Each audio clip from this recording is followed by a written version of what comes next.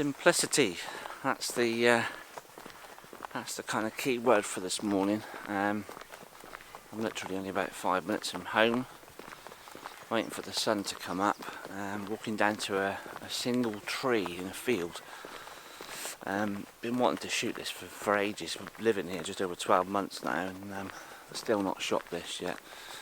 And there's a nice mist building up in the valley as well. So yeah, it should be good. I've got the 4x5 set up this morning. Simple shoot, one subject, colour or black and white. I've got the both films. I've got some sheets of Ilford HP5 400, and I've got some Fuji Provia 100 film as well, slide film. So I just want to do basically a very simple composition with two different films, colour and black and white, and just to see which one looks best.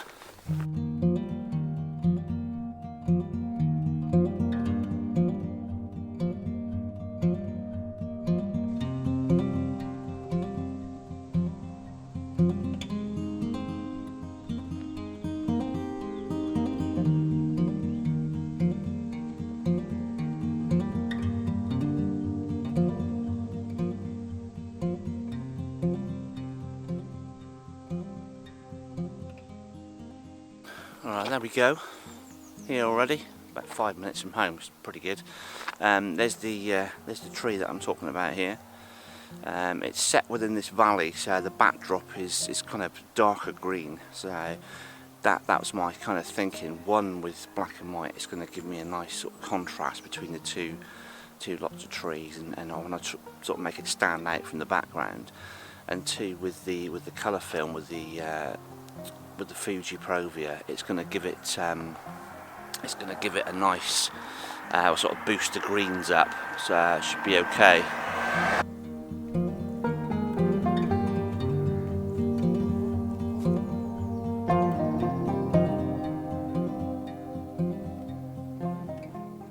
We're going to get wet feet because the grass is all dewy, but that's fine. There's no cows in the field, so I'm not going to get run down.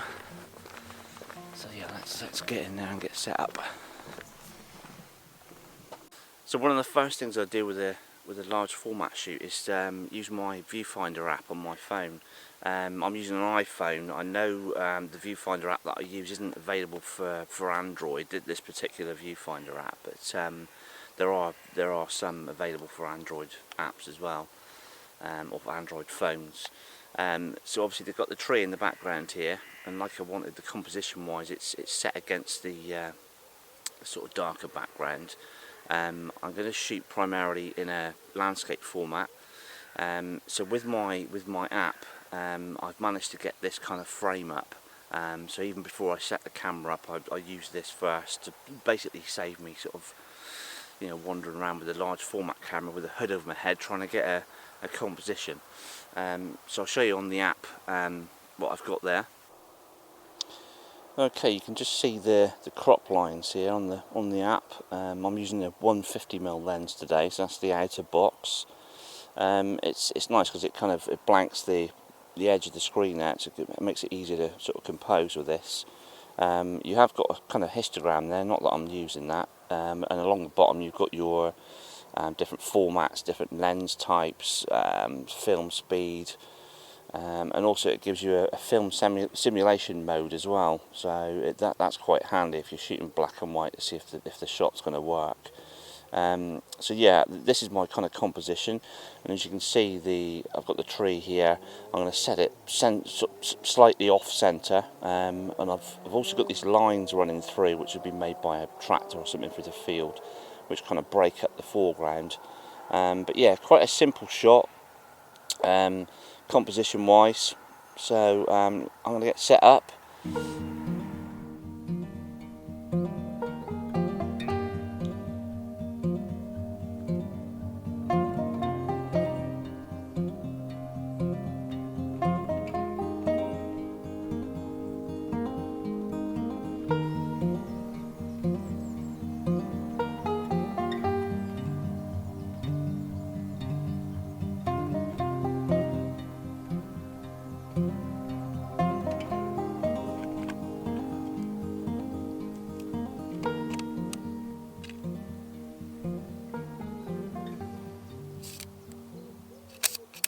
I think large formats it is kind of a scary prospect sometimes, where you think about all the different movements and things and your focus point, and you've got to refocus every sort of 5 minutes, and it can be a bit daunting. But this particular shoot this morning is very simple, straight on shot, and I've got the camera leveled, so with my little bubble levels on the camera, I've sort of leveled it up so it's nice and straight. And in terms of aperture, I want to shoot this, well, kind of wide open to make this tree stand out from the background, sort of give the tree focus, but obviously throw the background out of focus.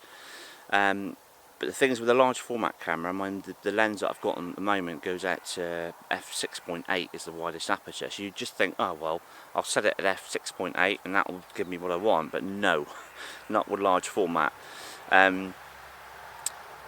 It's a very shallow depth of field.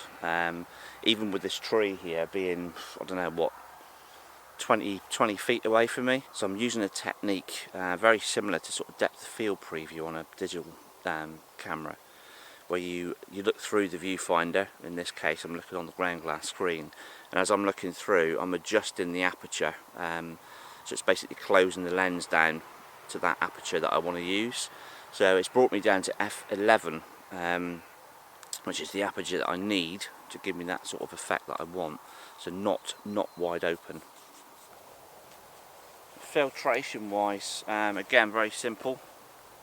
I'm using just a polarizer for this shot, because I'm kind of side on to the sun, get that real full sort of polarized effect, and there's no kind of sky as such to worry about, only got a thin slither of sky at the top. So this should give those greens and those tones a nice little boost, but obviously I've got to allow for the polarizer when I'm metering. Normally allow about a stop and a half, maybe a stop. Metering wise, I'm going to meter off the tree itself, because it's a nice sort of mid-tone, and then base my exposure on that. I'm not too worried if the background goes too dark, because that's kind of the effect that I'm after.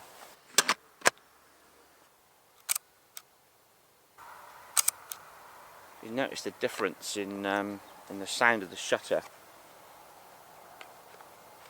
So the longer exposure you use, obviously the longer the shutter that stays open, but you can hear that kind of difference with a large format lens.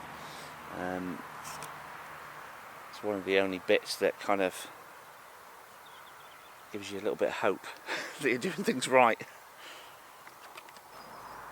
See, I'm shielding the front of the lens here just to stop any sort of problems with flare going across the lens. Obviously using a filter as well, that can sort of cause problems.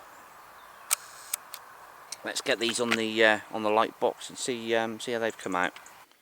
Okay, so first up, this is the Ilford HP5 400. These are the first two frames. I've got 4 in total.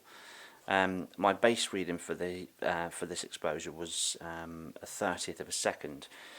These two here, I'd gone the other way, so I'd kind of overexposed. I did an 1/8 of a second, 15th of a second. This is the 1/8 of a second, and you can see it's kind of lost detail on the right hand side of the tree.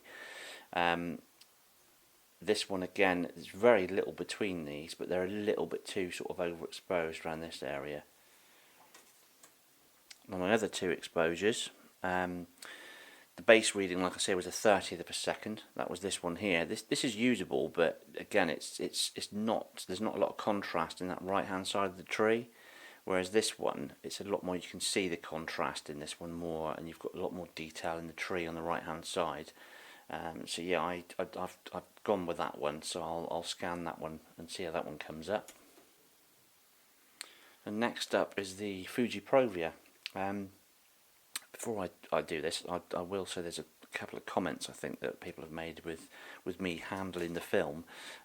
These films are all in kind of plastic sheets, so they're kind of protected from finger marks, just in case you were wondering. So yeah, this Provia, again 4 frames. My base reading for this was a 15th of a second.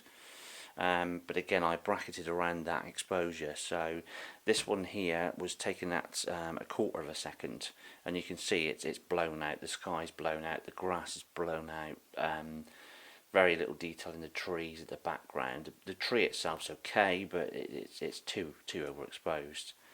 And this one, again, this has gone the other way. So this was taken at a 30th of a second. And again, this is underexposed, so you can see it's lost detail on the right hand side. The back of the trees are too dark. The sky and the grass is okay, and this side of the tree just about okay, but overall it's underexposed. Now these here, the left hand one, that was taken at an 1/8 of a second. Again, it's not too bad, but it's kind of blown out on the top sort of left hand side of the sky, and a little bit down here on the right hand side of the grass. Whereas this one, this is the keeper. This one has this has come out quite nice. It's got some detail in the sky there, some nice colour.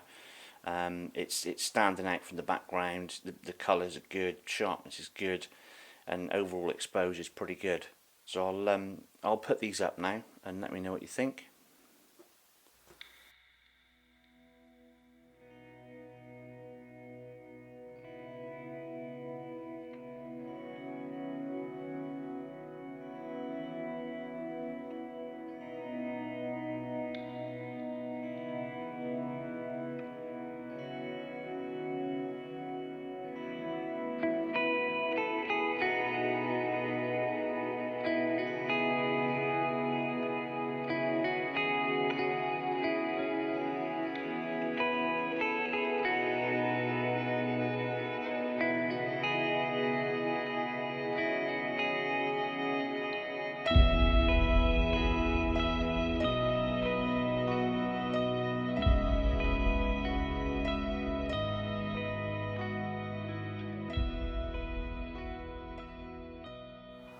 Well, I've tried to keep that shoot as simple as possible. I'm quite pleased with the results. Let me know what you think, whether you prefer the colour or the black and white.